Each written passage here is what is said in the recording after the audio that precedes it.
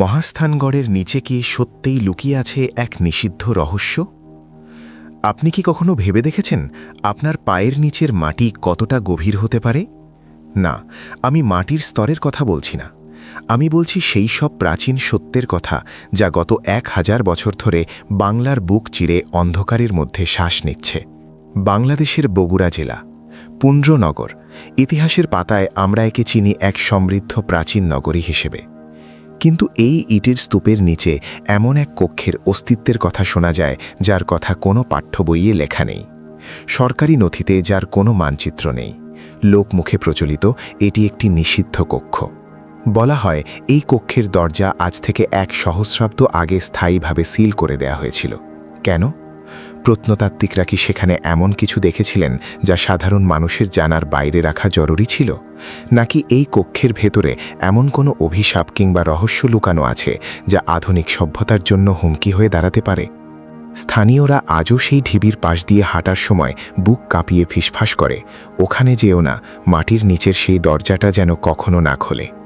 আজকের এই বিশেষ ইনভেস্টিগেশনে আমরা শুধু ওপরের ইতিহাস দেখব না, আমরা খনন করব সেই সব রহস্যের যা ধুলো আর বালির স্তরে ঢাকা করে গেছে। আজ আমরা উন্মুক্ত করব মহাস্থানগড়ের সেই 1000 বছরের পুরনো রহস্যময় নিষিদ্ধ কক্ষের আসল সত্য। ইতিহাস সবসময় সত্য বলে না, মাঝে মাঝে সত্যকে আড়াল করার জন্য ধ্বংসাবশেষ তৈরি করে। আপনারা দেখছেন মহাস্থানগড়ের সবচাইতে বড় রহস্যের সমাধান। ভাবো, আজ থেকে 2500 বছর আগে বাংলাদেশের মাটিতে দাঁড়িয়েছিল এক বিশাল শহর, নাম পুন্ড্রনগর। অধ্যায় 1, পুন্ড্রনগরের গৌরব, মাটির নিচে লুকানো এক মহানগরী। মহাস্থানগড়। আজ আমরা যা দেখছি তা কেবল ভাঙা ইটের স্তূপ আর নোনা ধরা দেয়াল। কিন্তু আজ থেকে 2500 বছর আগে এই ধুলোবালির নিচে দস্তস্তূপ করে জ্বলত দক্ষিণ এশিয়ার অন্যতম শ্রেষ্ঠ এক মহানগরী, পুন্ড্রনগর। যখন ইউরোপের বড় বড় শহরগুলো কেবল জন্ম নিচ্ছে, তখন এই বাংলায় গড়ে উঠেছিল এক আধুনিক নগর সভ্যতা। পুন্ড্রনগর কোনো সাধারণ জনপদ ছিল না, এটি ছিল একটি বিশাল দুর্গ নগরী। এর চারপাশ ঘিরে ছিল বিশাল প্রাচীর, যা 5000 ফুটেরও বেশি দীর্ঘ এবং এর উচ্চতা ছিল চোখ ধাঁধানো। কেন এত সুরক্ষা? কারণ সেই সময় এই পুন্ড্রনগর ছিল বাংলার রাজনীতির কেন্দ্রবিন্দু। মহাস্থানগড়ের এই প্রাচীর শুধু মাটির দেয়াল ছিল না, এটি ছিল ক্ষমতার প্রতীক। মৌর্য সম্রাট অশোক থেকে শুরু করে গুপ্ত রাজা, পাল বংশ আর সেন রাজাদের পায়ের ছাপ পড়েছে এই ইটের পর্তে পর্তে। আজকের শীর্ণকায় করতোয়া নদী দেখে আপনি কল্পনাও করতে পারবেন না যে এক সময় এটি ছিল সমুদ্রের মতো বিশাল। পুন্ড্রনগর ছিল সেই সময়ের সিঙ্গাপুর বা দুবাই। চীন থেকে তিব্বত আর গঙ্গা অববাহিকা থেকে শুরু করে দূর দূরান্তের বণিকরা তাদের জাহাজ নোঙর করত এই করতোয়ার তীরে। এখানে পাওয়া গেছে প্রাচীন ব্রাহ্মী লিপিতে লেখা একটি শিলালিপি, যা প্রমাণ করে যে আজ থেকে 2300 বছর আগে এখানে এক ভয়াবহ দুর্ভিক্ষের সময় রাজকীয় শস্যভাণ্ডার থেকে প্রজাদের সাহায্য করা হতো। এটাই কি সেই 1000 বছরের পুরনো কক্ষের সূত্র, যেখান থেকে একসময় নিয়ন্ত্রণ হতো এই বিশাল সাম্রাজ্যের অর্থব্যবস্থা? চীন দেশের বিখ্যাত পরিব্রাজক হিউয়েনসাং যখন এই পুন্ড্রনগরে এসেছিলেন, তিনি তার ডায়েরিতে লিখেছিলেন এখানে 20টিরও বেশি বৌদ্ধ বিহার এবং 100টিরও বেশি মন্দির ছিল। এখানকার শিক্ষা আর দর্শন এতটাই উন্নত ছিল যে সুদূর চীন থেকে মানুষ আসত জ্ঞান আহরণ করতে। এই মাটির গভীরেই ছিল সেই সব গুপ্ত চেম্বার, যেখানে হয়তো রাখা হতো অমূল্য সব পাণ্ডুলিপি। কিন্তু প্রশ্ন জাগে, সেই জ্ঞান আর সেই সম্পদ আজ কোথায় গেল? 1200 শতকের পর কেন হঠাৎ করে এই মহানগরী পরিত্যক্ত হয়ে গেল? কিন্তু পুন্ড্রনগরের এই গৌরবের পেছনে একটা অন্ধকার দিকও ছিল। রাজারা তাদের গোপন সলা পরামর্শ করার জন্য মাটির নিচে তৈরি করতেন গোলক ধাঁধার মতো সুড়ঙ্গ। 1000 বছরের পুরনো সেই নিষিদ্ধ কক্ষ কি আসলে পাল বা সেন রাজাদের এমন কোনো গোপন ভল্ট যা আজও কেউ খুঁজে পায়নি? প্রত্নতাত্ত্বিকরা যখন ওপরের স্তরে টাচ করেন, তারা দেখেন শুধু ভাঙা পাথর। কিন্তু তারা কি জানতেন আসল সত্যটা লুকিয়ে আছে আরও কয়েক ফুট নিচে, অন্ধকারে? অধ্যায় 2, লোককাহিনী ও নিষিদ্ধ কক্ষ। মহাস্থানগড়ের আশেপাশে যারা থাকেন তাদের রক্তে মিশে আছে এমন কিছু গল্প যা শুনতে গেলে আপনার মেরুদণ্ড দিয়ে এক হিমশীতল স্রোত বয়ে যাবে। ইতিহাস যেখান থেকে চোখ ফিরিয়ে নেয়, লোককাহিনী ঠিক সেখান থেকেই শুরু হয়। আজ আমরা ঢুকব সেই অন্ধকার জগতে যাকে বলা হয় নিষিদ্ধ কক্ষ। স্থানীয় বৃদ্ধদের মুখে শোনা যায় এই দুর্গের এমন এক গভীর কেন্দ্রবিন্দু আছে যেখানে আজ পর্যন্ত কোনো সূর্যের আলো পৌঁছায়নি। একে তারা বলেন অভিশপ্ত প্রকোষ্ঠ। 1000 বছর আগে যখন সেন রাজবংশের পতন হচ্ছিল, তখন নাকি রাজা তার সমস্ত ধনসম্পদ এবং কিছু প্রাচীন তান্ত্রিক পাণ্ডুলিপি নিয়ে এক সুড়ঙ্গ পথে নিচে নেমে গিয়েছিলেন। তারপর সেই সুড়ঙ্গটি চিরতরে বন্ধ করে দেওয়া হয়। স্থানীয়দের বিশ্বাস সেই কক্ষটি আজও সুরক্ষিত আছে কোনো এক অদৃশ্য শক্তির মাধ্যমে। যারা সেখানে ঢোকার চেষ্টা করেছে তারা আর কোনোদিন আলো দেখেনি। মহাস্থানগড়ের প্রতিটি বাঁকে ছড়িয়ে আছে অলৌকিকতার ছোঁয়া। শিলাদেবীর ঘাটের কথা ধরুন। জনশ্রুতি আছে এই ঘাটের নিচ দিয়েই চলে গেছে একটি গোপন জলপথ বা ওয়াটার টানেল, যা সরাসরি গিয়ে মিশেছে সেই নিষিদ্ধ কক্ষের সাথে। অনেকে দাবি করেন মাঝরাতে যখন চারপাশ নিস্তব্ধ হয়ে যায়, তখন মাটির নিচ থেকে এক অদ্ভুত ভারী পাথর সরানোর শব্দ শোনা যায়, যেন কেউ ভেতর থেকে বের হওয়ার চেষ্টা করছে। এটি কি শুধু মনের ভুল, নাকি মাটির নিচে আটকা পড়া কোনো অতৃপ্ত আত্মার আর্তনাদ? সবচাইতে রহস্যময় জায়গাটি হল রাজা পরশুরামের প্রাসাদ। এখানে একটি গভীর কূপ বা জিয়ত কুণ্ড ছিল বলে ধারণা করা হয়। বলা হতো এই কুণ্ডের পানি পান করলে মৃত সৈনিকরা বেঁচে উঠত। কিন্তু এর ঠিক পাশেই ছিল সেই নিষিদ্ধ পথ।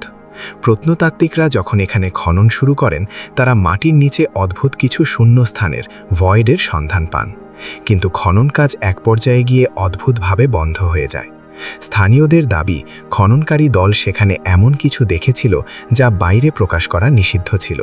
প্রশ্ন হলো, কি ছিল সেই কক্ষের ভেতরে? কোনো মহামূল্যবান কোষাগার, নাকি এমন কোনো ভয়ঙ্কর সত্য যা আমরা জানার জন্য এখনও প্রস্তুত নই? মহাস্থানগড়ের নিষিদ্ধ কক্ষের সবচাইতে জনপ্রিয় রহস্য হল এর রক্ষক। এলাকার মানুষ বিশ্বাস করেন এই 1000 বছরের পুরনো ঘরের পাহারাদার হিসাবে আজও কেউ সেখানে রয়ে গেছে। অনেক পর্যটক দাবি করেছেন গভীর রাতে দুর্গের দেয়াল থেকে অদ্ভুত নীল আলো বের হতে দেখা যায়। লোকমুখে একে বলা হয় জকের ধন আগলে রাখার অদৃশ্য প্রহরী। এই রহস্যের জট কি আদৌ খোলা সম্ভব, নাকি ইতিহাসবিদরা ইচ্ছে করেই এই নিষিদ্ধ কক্ষের ফাইল চিরতরে বন্ধ করে দিয়েছেন? অধ্যায় 3, কি বলছে বিজ্ঞান ও ইতিহাস। এতক্ষণ আমরা শুনলাম লোককাহিনী আর রূপকথা, কিন্তু এবার আমরা নামব বিজ্ঞান কি বলছে। মাটির নিচে কি সত্যিই এমন কোনো কক্ষ থাকা সম্ভব যা 1000 বছর ধরে মানুষের চোখের আড়ালে? নাকি আমরা স্রেফ কিছু ভুতুড়ে গল্পের পেছনে ছুটছি?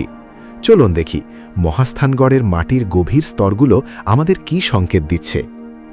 বিজ্ঞান বলছে মহাস্থানগড় কোনো সমতল ভূমি নয়, এটি একটি লিভিং হিস্ট্রি।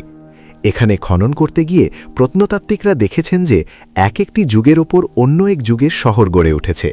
মৌর্য যুগের ওপর গুপ্ত যুগ, তার উপর পাল, এভাবে যেন একটি মাটির নিচে লুকানো শহরের স্তূপ। ল্যাবে রেডিওকার্বন ডেটিং করে দেখা গেছে এখানকার কিছু ইটের বয়স প্রায় 2000 বছরেরও বেশি। আর এই গভীর স্তরেই লুকিয়ে আছে রহস্যময় সব ফাঁপা জায়গা বা হলো স্পেসেস, যা আধুনিক রাডার স্ক্যানে ধরা পড়েছে।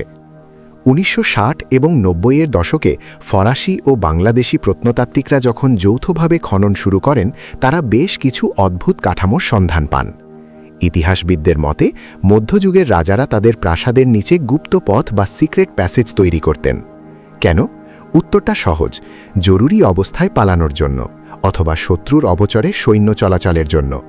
মহাস্থানগড়ের এই 1000 বছরের পুরনো কক্ষটি কি আসলে কোনো সুড়ঙ্গের শেষ প্রান্ত, যা হয়তো এমন এক জায়গায় গিয়ে মিশেছে যা আমরা আজও কল্পনা করতে পারি না? এখন প্রশ্ন হল, কক্ষটি নিষিদ্ধ কেন? প্রত্নতাত্ত্বিক ভাষায় একে বলা হয় আনএক্সকাভেটেড জোন। মহাস্থানগড়ের বিশাল এলাকার মাত্র 10 থেকে 15% অংশ আজ পর্যন্ত খনন করা সম্ভব হয়েছে। অনেক জায়গায় মাটির নিচে ভারী পাথরের স্ল্যাব পাওয়া গেছে, যা সরানো অসম্ভব ছিল। বিজ্ঞানীরা মনে করেন 1000 বছর আগে পাল বংশের পতনের সময় যখন বিশৃঙ্খলা তৈরি হয়, তখন রাজকীয় কোষাগার বা গুরুত্বপূর্ণ নথিপত্র মাটির নিচে স্থায়ীভাবে সিল করে দেওয়া হয়েছিল। হয়তো অক্সিজেন বা আলোর অভাবে সেই কক্ষের ভেতরের গঠন আজও অক্ষত, কিন্তু যে কোনো সাধারণ মানুষের জন্য সেখানে প্রবেশ করা মৃত্যুকূপের সমান হতে পারে। মহাস্থানগড়ের স্থাপত্যশৈলী বিশ্লেষণ করলে দেখা যায় এটি অত্যন্ত নিখুঁত গাণিতিক ছকে তৈরি। এখানকার উত্তর পশ্চিম কোণের কিছু অংশ নিয়ে আজও রহস্য রয়ে গেছে। জিওফিজিক্যাল সার্ভে অনুযায়ী মাটির প্রায় 20-30 ফুট গভীরে অস্বাভাবিক ঘনত্বের কিছু ইটের দেয়াল দেখা গেছে। এটা কি নিশেকি কোনো ঢিবি, নাকি সেই হাজার বছরের পুরনো কক্ষ যার ভেতর এখনও জমাট বেঁধে আছে প্রাচীন বাংলার শেষ স্বাধীন রাজাদের কোনো শেষ রহস্য? কিন্তু দিনের শেষে একটি প্রশ্ন থেকেই যায়, আমরা কি সত্যি সেই রহস্যের সমাধান চাই? মহাস্থানগড়ের মাটির নিচের সেই কক্ষটি কি কেবল ইট পাথরের তৈরি কোনো ঘর, নাকি এটি আমাদের অতীতে ফিরে যাওয়ার শেষ কোনো প্রবেশদ্বার? হয়তো সেই নিষিদ্ধ কক্ষটি কোনোদিন খোলা হবে না, হয়তো তার ভেতরে থাকা প্রাচীন সম্পদ বা অভিশপ্ত পাণ্ডুলিপিগুলো মাটির অন্ধকারেই মিশে যাবে। কিন্তু এটাই কি ইতিহাসের সৌন্দর্য নয়? সব প্রশ্নের উত্তর আমাদের জানতে নেই, কিছু রহস্য হয়ে থাকলেই তা আমাদের কল্পনাকে বাঁচিয়ে রাখে। মহাস্থানগড় আমাদের মনে করিয়ে দেয় সময় বড় নিষ্ঠুর। আজ যা বিশাল সাম্রাজ্য, কাল তা কেবল মাটির নিচে চাপা করা এক নিষিদ্ধ গল্প। আপনার কি মনে হয়, সেই হাজার বছরের পুরনো কক্ষটি কি প্রত্নতাত্ত্বিকদের খুঁজে বের করা উচিত, নাকি রহস্যটা মাটির নিচেই চাপা থাকা ভালো? কমেন্টে আপনার মূল্যবান মতামত অবশ্যই জানান। আর যদি আপনি বিশ্বাস করেন আমাদের এই গৌরবময় ইতিহাস সবার জানা উচিত, তবে ভিডিওটি শেয়ার করতে ভুলবেন না। দেখা হবে ইতিহাসের অন্য কোনো নিষিদ্ধ গলিতে। ততক্ষণ পর্যন্ত ভালো থাকুন, সত্যের সন্ধানে থাকুন।